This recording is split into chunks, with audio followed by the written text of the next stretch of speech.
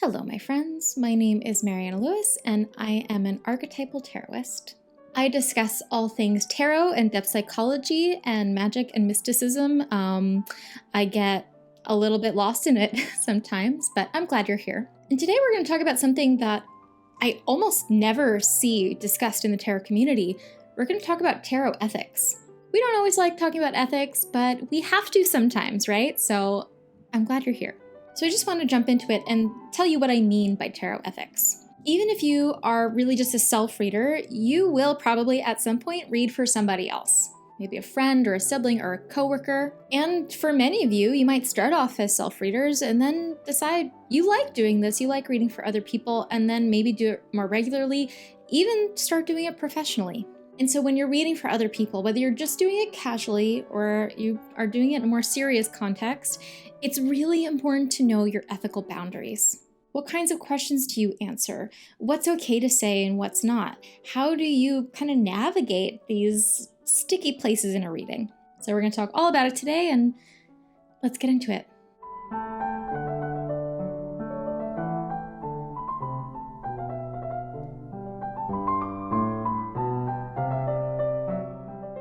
So as a tarot reader, I never really thought about ethical boundaries until I started to read a little bit more professionally, and I realized how important, how vital they are. And even when I was just reading for friends, I really wished I had sat down and thought about it and figured out what I need to be aware of before I jump into reading for someone else. It really would have made all the difference. And speaking of tarot ethics and creating the space and nurturing a reading, this is actually something that I draw straight from my class, the Archetypal Tarot School. If you haven't heard about the Archetypal Tarot School, it's actually a 10-week program for the intermediate or advanced tarot reader. We blend depth psychology with a bit of mysticism and hermeticism to really dive into the archetypal nature of the cards. We cover all 78 cards of the tarot, of course, and beyond that, we cover the nature of the psyche, we cover archetypal numerology, we cover reversals and complexes. And we also cover how to do a reading, how to pull out the themes, make these big connections, and consider those ethical boundaries,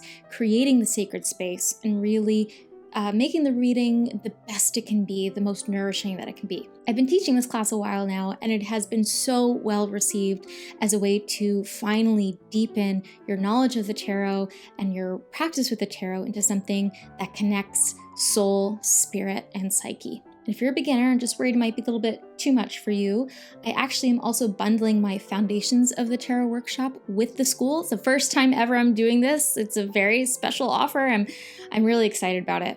So if you want to really jumpstart your work with the tarot, you can take the Foundations of the Tarot workshop and then go right into the school. And so you'll have like a full semester of education on the tarot. It's like we're going to college. I have a long lost dream of being a college professor, so I cosplay at it a little bit. But if you want, that bundle is available at a highly discounted rate, so you can check out everything at persephonessister.com, or you can go just click the link in the description. If you have any questions, let me know. We're starting in a few weeks, so I hope I'll see you there. So now, what do we mean by tarot ethics? What are these ethical boundaries that we have to have? Mary Kay Greer, who you may have heard of, she's written a lot of books on the tarot, has said, "A true tarot reader wants to help the client by offering perspectives and previously unknown or known but unconsidered information that ultimately will serve the client's well-being and best interests." And this is our goal as readers, and it's really important to hold that in mind. When we are reading for people, the point is not to be perfect, the point is to not get it right for them, the point is to serve their best interests. And part of serving their best interests is being really clear about our own boundaries, being really clear about our own skills and how we can help our querents. So when we are doing readings for other people, we need to have both clear ethics and a clear approach of empathy. So I have 3 main points for you to consider in helping you form these ethical boundaries for yourself. Let's dive into number 1. Prediction can be problematic. Now, a lot of people will say, but wait, I do predictive reading and I'm really good at it. That is totally fine. I don't think there's anything inherently wrong with predictive reading. There are people in the world who are very psychic and really good at using the cards to channel that psychicness, and they see things and it's just poof right there. And that is incredible. I'm awed at that skill. I do not have that. I've never had that. And I'm willing to bet a lot of you don't have that either. Most of us readers and intuitives have something more like a tingle. We'll be pulling cards for someone and get a sense of something, like a vague shape and outline. These tingles, these senses can be really useful in helping us direct the reading, but we have to be really careful with them because using those vague intuitions to pull out clear, definitive predictions can get us into some dangerous territory. I one time had a client who was in a really bad relationship with a guy, and she'd come back every week with the same question over and over again. When is he going to stop lying? When is he going to forgive me? When are we going to get married? This was just at the beginning of my career. I still did not have those clear ethics set up, so I did my best to give my client what she was asking for. I'd look at these cards that were absolutely crazy, like Page of Pentacles and the Six of Cups and Temperance reversed, and try to make sense of them to give her these definitive answers. And over again, I basically kept telling her, respect your own deep needs and yeah, it'll work out at some point. And I didn't tell her this because I was a bad reader and didn't know how to interpret the cards. I did this because I was trying to provide my client the thing that she seemed to be needing the most. And so the best I thought I could do in the reading was to gently encourage her to see things from a different angle rather than just kind of rip out that hope from under her and make her upset and storm out of the reading. As an archetypally focused reader, I am trying to investigate my client's psyche, understand why they're stuck, understand why they have these questions, rather than trying to just give them these arbitrary answers. And so when I start readings with clients now, I am very clear right away. I can't predict anything for you. I can't tell you when your future husband's gonna come. I can't tell you when you're gonna get that job. And when I do have clients that still push for me to answer these questions, I will gently reorient the reading, telling them, well, I don't really know when you're finally gonna move out of your parents' house, but I can help you sort through why you're stuck there, why you feel like you can't leave now. A lot of us readers feel that pressure to give answers. We feel the pressure to give the information that the person wants. But to provide those answers without that absolute sure clarity can potentially lead that person down paths that they're not meant to go down. It can potentially, take away some of their own agency for making the choices that they really have to make in their lives. The cards that we pull matter and the things that we say matter for our querents. So keep it in mind. Number 2, be wary of projections.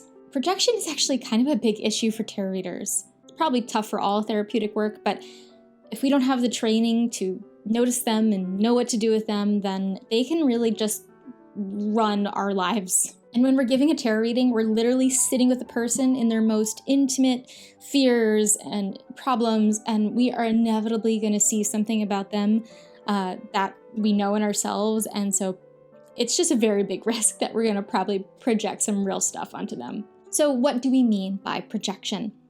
As Jung wrote, projections change the world into the replica of one's own unknown face. Essentially, the idea is we have stuff that lives within us, that lives unconsciously, that we repress, that we ignore. And when we meet somebody who has those same things, we will see those things in them that we don't know about ourselves. For example, you may meet a friend of a friend at a party and notice that they like to interrupt people a lot. It isn't that annoying. And then maybe you'll think about it for a while and realize, I interrupt people a lot. That's me. I'm the problem, it's me. Or alternately, sometimes we project things about ourselves that we feel we haven't healed completely or worked through completely onto other people. For example, we might have a friend who is going through a really bad breakup and they feel like the ex really just won't understand their side, and you've been through a bad breakup and had that same experience, and so you're going to project your own unresolved feelings about it onto that person. Projections are really normal. They're totally okay. We do it all the time. We project the archetype of the mentor and the inner child and the shadow onto everyone around us. That's part of being human. But when we're trying to serve a querent, when we're trying to give somebody potentially life-changing advice, projection can really get in the way. The problem with projection is that it prevents an authentic, meaningful connection with the querent. It will create hidden biases and judgments. When we enter a reading with another human being, we are there to center their individual humanity. Their experiences are unique to our own. We might have some insights because of what we've gone through, but that doesn't mean we know what's right for them. I've had readings with people who have gone through experiences that are nearly identical to experiences I've gone through, and I've had to fight myself not to tell them, this is what you do. And I've also had readings with people who I find absolutely abhorrent. I cannot stand them. They seem so full of themselves. And then I have to pause myself and be like, who am I seeing here? Who is that really about? If you start to notice that little tingle of, I know what to do, or start to feel like this person is messing up their life and they're wrong, just take a pause. You are there to create a true empathetic connection, to really have the cards on the table, give them the guidance that they want to give them. So we cannot always spot them, we cannot always control the projections, but just being curious about them can actually help a lot in this space of a reading. Number 3, the container must be sealed. Marion Woodman, who is my favorite Jungian, says that the space of analysis must be a container that is absolutely sealed. What she means by a sealed container is not only that the information that's shared in the space of the session is kept private, that's obvious, but that the space of the analysis is a bubble that cannot be infiltrated. It must be a cocoon of complete vulnerability where the outside world cannot enter. It should feel like an hour-long refuge that is utterly safe. And this is what we are trying to cultivate in our tarot readings as well. When you think about what a tarot reading is, it is so strange, right? We are coming to a stranger who we hope is professional, but usually we don't always know. And we're going to share with them the biggest questions, the deepest insecurities we have about our lives, and hope that they pull some pictures and know what the right answer for us is going to be. And so as the reader, as the person providing that guidance, we have to be so aware of that vulnerability, of that need to make this place safe for this person. So how do we keep the container sealed? Of course, we're going to make sure that they know that anything that happens in the reading stays in the reading. We're not going to go off and tag them on social media and say, I just had a reading with this person and this is what they told me. That's crazy, don't do that. But also we're going to make sure that the querent has a clear voice in the reading itself.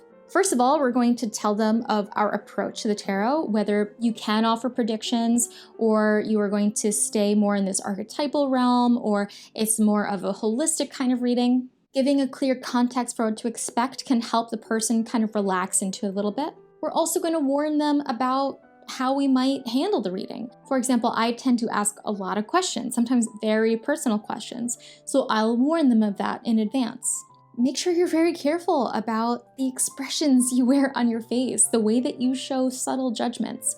I know that's a lot to think about, but honestly, I watched back one of my first readings I ever gave and I had the stankest face on.